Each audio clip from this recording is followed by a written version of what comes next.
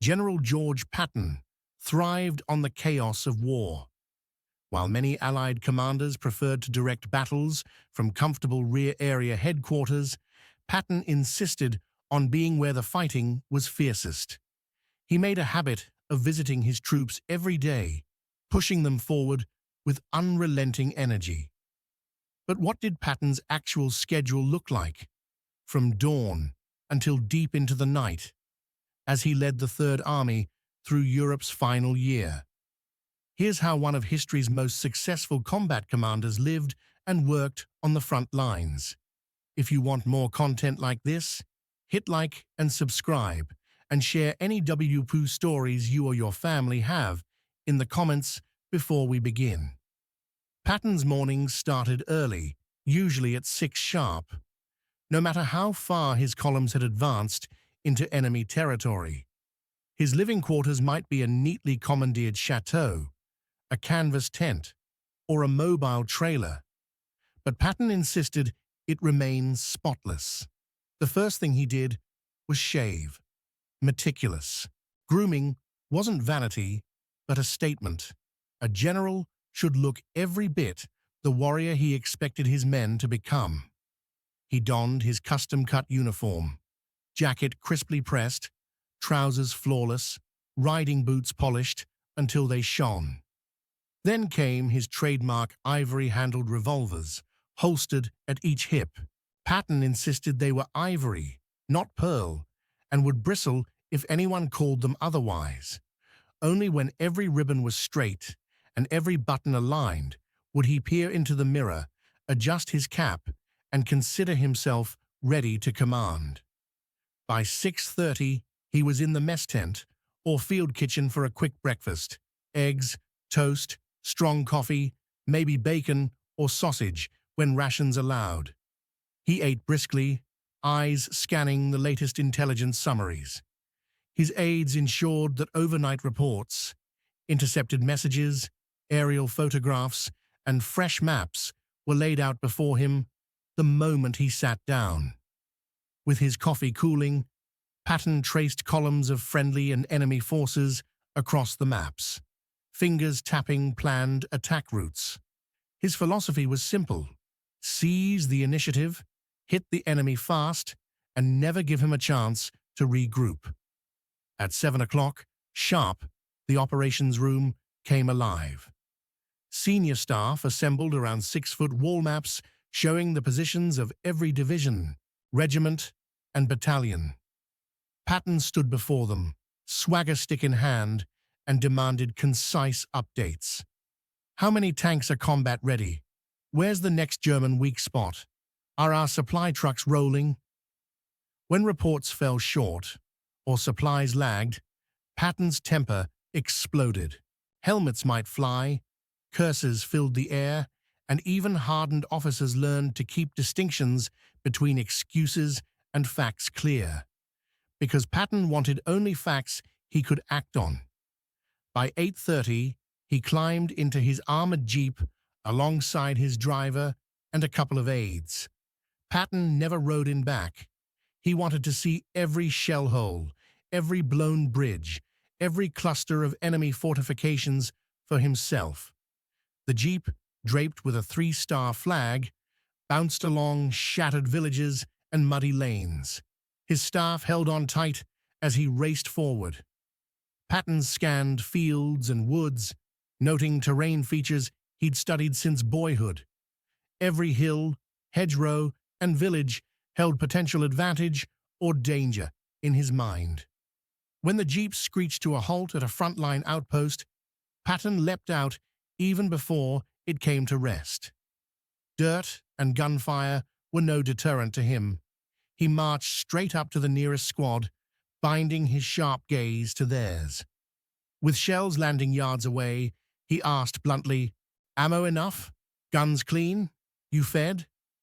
He spoke their language, rough, honest, even foul-mouthed, and they responded. He'd curse alongside them, slap a mud-caked helmet back into place, and pull a rookie aside if his jacket was hanging open. Discipline mattered as much as morale, and Patton enforced both on the spot. Next, He'd move to observation posts and grab binoculars from junior officers. He'd peer across no man's land, sketch attack lines in his notebook, and issue orders by radio. Have artillery zero in on that crossroad. Tanks, be ready to break through at our H+2. His staff frantically scribbled call signs and frequencies, then relayed the commands. Patton knew a fast decision, even if only 80% perfect, beat a flawless plan drafted too late. Momentum was everything. By noon, he was back at headquarters for a quick lunch, sandwiches, or whatever the field kitchen could muster. Plates were pushed aside as he spread maps on the table and drew arrows toward the next objectives. Each bite came between orders. You're to take point 43 by 1400. Fuel resupply at Road Junction K. Fuel, above all, was his constant headache. Patton's tanks and trucks drained gasoline as if it were water. When logistics officers warned of shortages, he'd erupt. We push forward, or we lose. Bean counters, get more fuel, or find worse off somebody else. At times, he redirected supplies from quieter sectors or sent raiding parties to seize German fuel dumps, believing that delay only invited the enemy to recover. Afternoons were spent in a flurry of planning sessions. Patton phoned division commanders, ammunition chiefs, and Eisenhower's headquarters with equal bluntness. Calls crackled with profanity. He threatened commanders who lagged and lauded those who charged ahead. He reported to General Omar Bradley and clashed often with Supreme Allied Commander Eisenhower, who found Patton reckless. Patton saw Eisenhower as overly cautious, and when orders from above slowed him, he sometimes simply pressed on, and later claimed the message had never arrived clearly. Around 6 o'clock, the full staff reconvened for the day's final briefing. Casualty reports, territorial gains, enemy sightings, all went under Patton's critical eye. He asked about artillery ranges, tank crews' morale, and weather forecasts for air support. Then he pinned down plans for dawn. Whatever the cost, he insisted, the Third Army would strike at first light. Dinner was another working meal.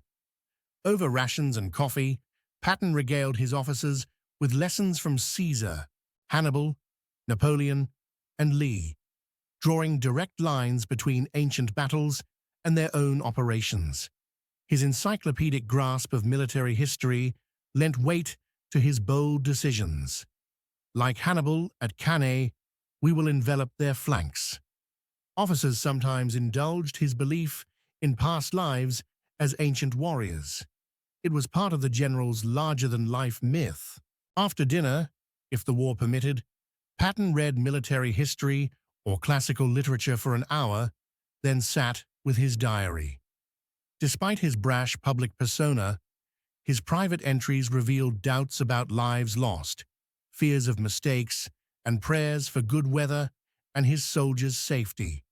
He even had a chaplain compose a prayer for clear skies during the Battle of the Bulge and distributed it to every man in the Third Army.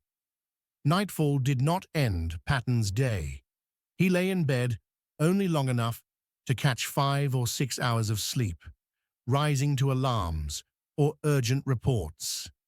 Staff officers would find him in his bathrobe in the operations room, directing night attacks or reinforcing breakthroughs. He believed sleep made men soft. He preferred the charge of battle to the calm of rest. Special days broke the routine. In August 1944, during the breakout from Normandy, the Third Army raced across France at a pace that left maps obsolete. Patton hardly slept for days, drove himself and his staff relentlessly, and personally accepted surrenders in newly liberated towns.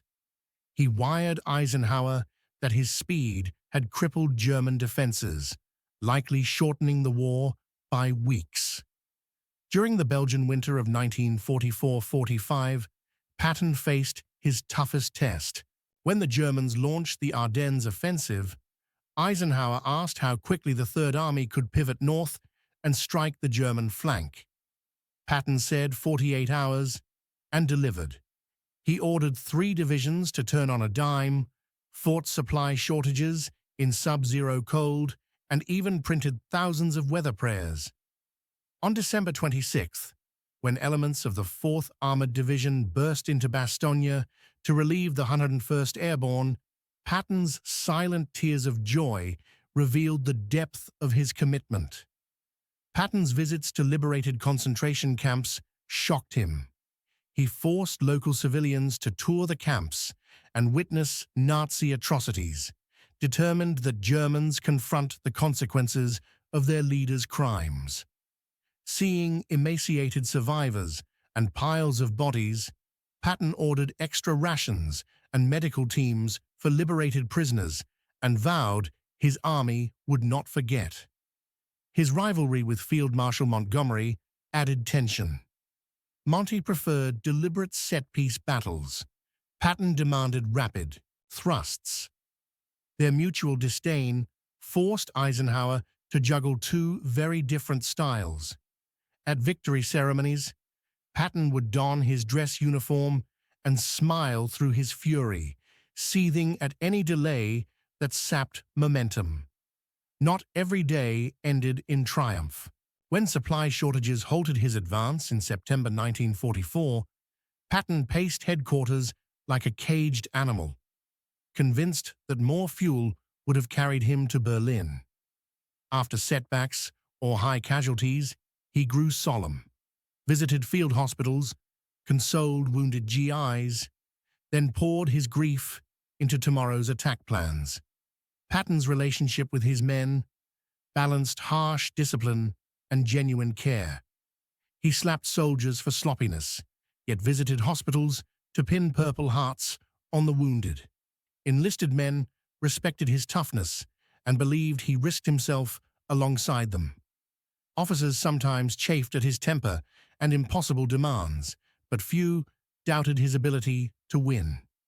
By VE Day in May 1945, Patton's Third Army had inflicted more casualties on the Wehrmacht than any other Allied formation, and at lower cost. He had proven that bold, fast-moving armored warfare could bring victory. Yet peace proved vexing. Patton's outspoken comments landed him in political hot water.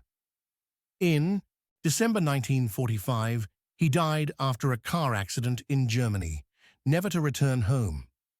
Today, historians argue over whether Patton was a reckless showman or a military genius, but none deny his impact. His daily grind, from razor-sharp uniforms at dawn to sleepless nights, issuing orders, built a legend of courage, aggression, and tactical brilliance. Patton lived for war, and through relentless forward motion, personal bravery, and dramatic leadership, he created an enduring image of the warrior commander. If you'd like more stories like these, please like and subscribe.